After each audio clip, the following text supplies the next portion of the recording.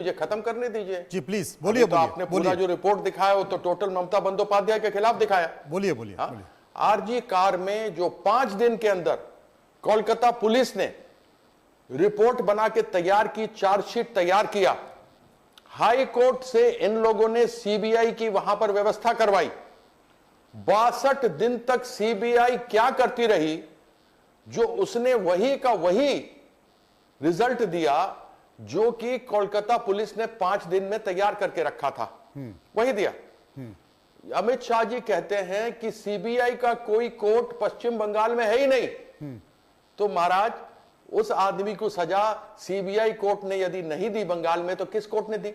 हमने अपराजिता bill pass किया अपने पश्चिम बंगाल के असेंबली में कि ऐसे घृणित कार्य करने वाले लोगों को फांसी की सजा होनी चाहिए।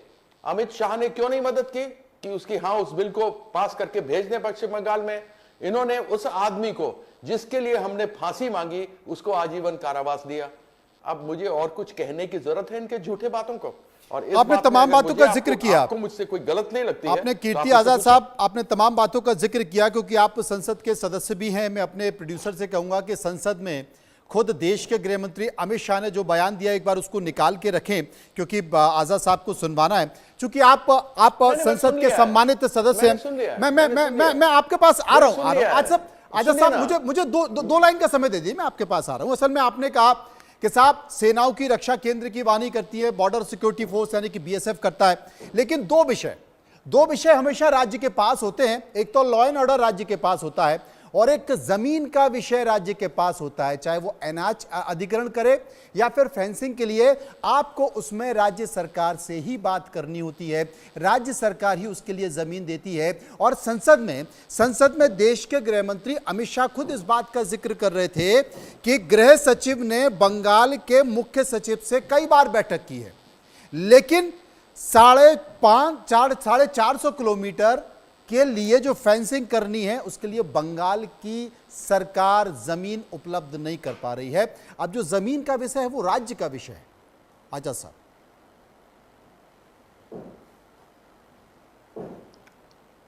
आपको जवाब देता हूं बड़े स्पष्ट शब्दों में प्लीज। जिस जगह की आवश्यकता पड़ती है, जब national highway authority of India बनाया जाता है तो उसकी अलाइनमेंट नेशनल हाईवे अथॉरिटी के लोग करते हैं। अलाइनमेंट बताते हैं राज्य सरकार को, ये अलाइनमेंट है, इस अलाइनमेंट के मुताबिक जमीन को अधिग्रहण करना है, उसको अधिग्रहण करें और पैसा हम देंगे। क्या अलाइनमेंट ये बनाई? मैं आपको एक उदाहरण देता हूं पुलवामा का जी।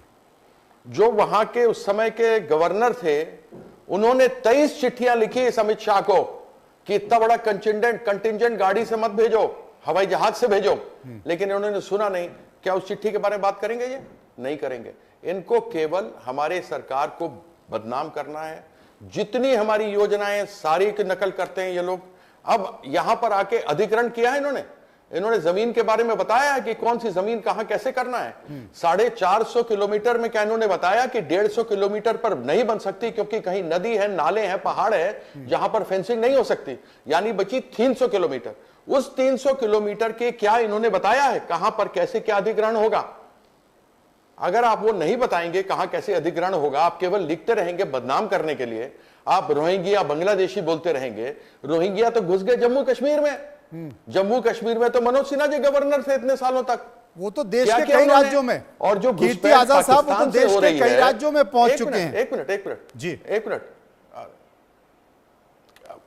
वही तो मैं आपसे कह रहा हूं जी।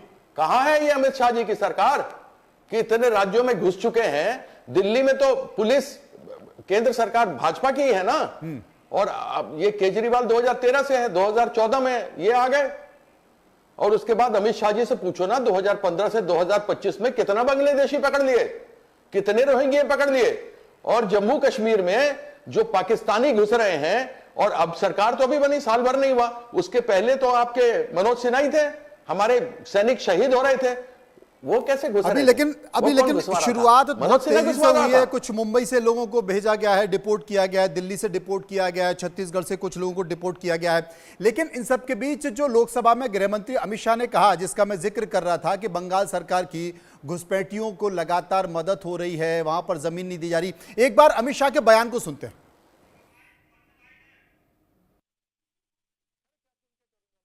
450 किलोमीटर के लिए मान्यवर मैंने डीओ लेटर लिखकर 10 रिमाइंडर करे हैं। बंगाल सरकार भूमि नहीं देती। मान्यवर ये 450 किलोमीटर के लिए गृह सचिव बंगाल के मुख्य सचिव के साथ 7 मीटिंग करे, ये भूमि नहीं देते हैं। आजाद साहब, आप तो संसद के सदस्य हैं। संसद में ही अमित शाह ने कहा कि साहब मैंने 10 डीओ लेटर लिखे हैं बंगाल की सरकार को, 7 बार मुख्य सचिव के साथ बैठक हो चुकी है, लेकिन वो कुछ भी प्रक्रिया को आगे नहीं बढ़ा रहे। एक पत्र आप भी। अच्छा मनोज जी, आपसे ही पूछ लेता हूं, जब आप बीजेपी के स्पोक्समैन बन ही गए हैं तो मैं आपको बता ही देता हूं। नहीं, मैं आपकी आप चैनल पे बैठ के बात कर रहे हैं, मैं बीजेपी का प्रवक्ता नहीं बनाऊं। मैंने केवल वो बात सुनाई है जो अमित शाह ने कहा है। तो आप तो मेरे खिलाफ, उसका जवाब मैं आपको पहले दे चुका, तो आप क्या मेरी कोई स्कूल की रिवीजन हो रही है जो आप मुझे करवा रहे हैं? 10 एकड़ की जमीन मान लीजिए कहीं पर है जी, आप मेरे पास आते हैं कि कीर्ति भाई आपकी ये जमीन है, मुझे इसमें से 1 एकड़ जमीन चाहिए जी। मैं कहता हूं ठीक है। आप 2 महीने बाद आते हैं मेरे पास, मुझे चिट्ठी लिखते हैं कि मैंने आपसे 1 एकड़ जमीन मांगी थी, आपने मुझे 1 एकड़ जमीन नहीं दी। आप फिर मुझे लिखते हैं, अरे भाई उस 10 एकड़ में से कौन सी जगह चाहिए, किस जगह चाहिए, सामने चाहिए, पीछे चाहिए, दाहिने चाहिए, पूरब में चाहिए, पश्चिम में चाहिए, आप बताएंगे ना? क्या टीएमसी ने, क्या बंगाल के मुख्यमंत्री ने, क्या टीएमसी ने, क्या बंगाल के मुख्यमंत्री ने, क्या कीर्ति आजाद ने बतौर सांसद चिट्ठी लिखकर अमित शाह से पूछा कि आपने अब तक क्या हमसे मांगा है, आप हमें बदनाम क्यों कर रहे हैं? पूछा? वो हमें बताएंगे ना। उन्होंने कहा चाहिए, तो हमने कहा ठीक है। वो तो कह रहे हैं हमारी मीटिंग हुई, वो तो कह रहे हैं बतौर गृह मंत्री, मीटिंग में बताया नहीं। बतौर गृह मंत्री 10 डीओ लेटर वो लिख चुके हैं। मैं आपसे ये तू मैं करने नहीं बैठा हूं। यहां पर मैं आपके साथ तू मैं करने नहीं बैठा हूं। आप भारतीय जनता पार्टी की भाषा मत बोलिए। चिट्ठी लिखी जाती है, उस पर बताया जाता है कि फलाना खता, फलाना खसरा, यहां से लेके यहां तक मुझे जमीन की आवश्यकता है। मैंने चिट्ठी लिख दी है, चिट्ठी में कुछ बताया, इस चीज की स्पष्टीकरण लिया आपने? चिट्ठी लिख दे, या केवल उनका सुना और आकर बोल दिया?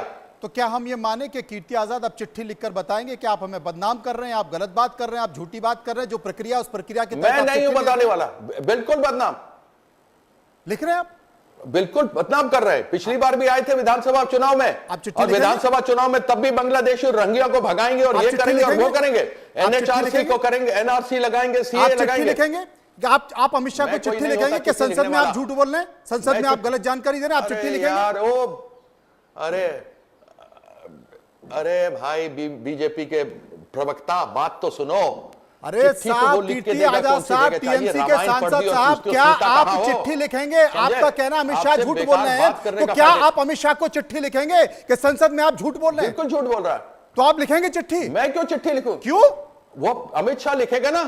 अरे बात सुनो, वो तो 10 चिट्ठी लिख चुके हैं बंगाल की सरकार। वो बताएगा ना उसको कौन सी जगह चाहिए। वो तो बंगाल की सरकार को 10 चिट्ठी लिख चुके हैं। आप ये कैसे कह सकते हो कि बंगाल की सरकार ने, अरे वो कैसे कह सकते हो भाषण में बोल रहे हैं सरकार ने उसको चिट्ठी नहीं लिखी? अरे वो कह रहे हैं कि मैं 10 डीओ लेटर लिख चुका हूं बंगाल की सरकार को। अमित शाह अपने भाषण में बात कर रहे हैं संसद में। खत्म हो गई जी, बताइए। हो गई बात? बिल्कुल। अब बोलूं? बिल्कुल प्लीज। अमित शाह ने ये बोला कि बंगाल की सरकार ने